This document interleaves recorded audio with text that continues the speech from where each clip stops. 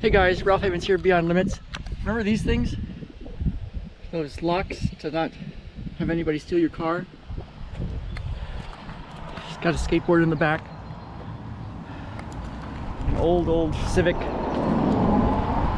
You know, I've got a friend that was a city attorney in San Diego, and he was amazing.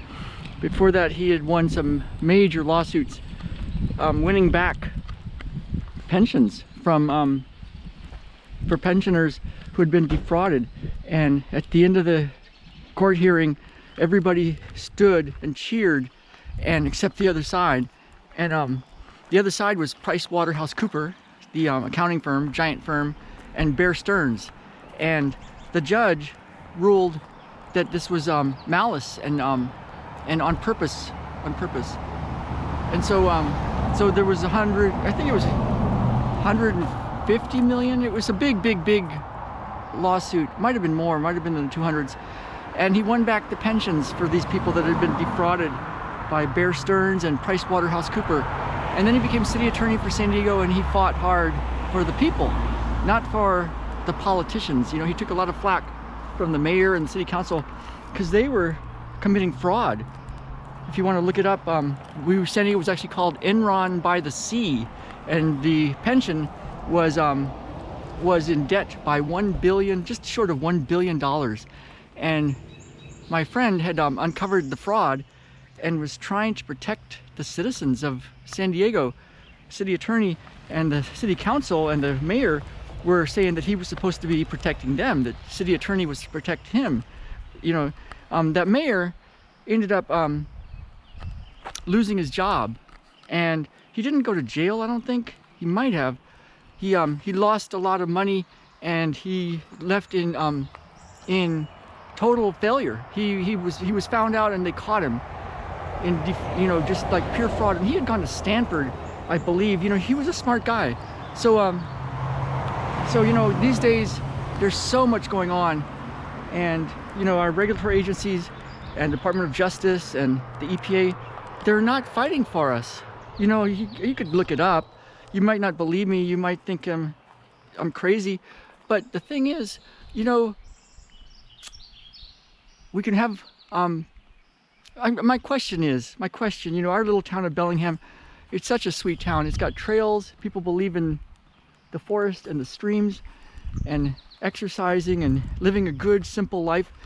And I'm just so surprised at how fast this little town, this little city, became so scared, so much fear that they're gonna die from something in the air.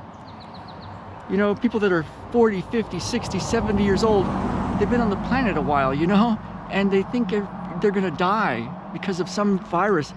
And you know, there's some scientific studies that are quite disturbing of what happened and why this virus is out there, and the jab, you know, and it's disturbing. And I just don't know why everybody's so fearful of just living a life breathing air. You could say, well, Ralph, aren't you watching the news? You know what I do? I read the scientific studies. One thing I can be pretty sure of, if somebody is convinced that there's a virus that can kill you that fast and that is causing all this mayhem, and that a vaccine is going to save them and it stops transmission, if somebody believes that, one thing I'm pretty sure of, they haven't read a single scientific study. Not one. Not one. That's just the way it is. And it's like, you know, how do you want to live? Do you want to live in fear, or do you want to live your life? You know, my friend, the city attorney, lived in a historic house in San Diego, drove a Porsche. He left the keys to his Porsche in the car, and he left his doors wide open, unlocked. And it was because he would lose his keys. He was so focused. But he wasn't afraid. He wasn't afraid. He was class president of his law school at Berkeley. He used to pick produce with Cesar Chavez in the Imperial Valley in San Diego. He fights for the people. And man, the people are in a very funny place. You know, you can't save everybody. You sure can't save people if they're in that much fear. So it's time to see how you want to live. Possibly. You don't have to, but we're going to live without fear, you guys. Without fear. Without fear. All right.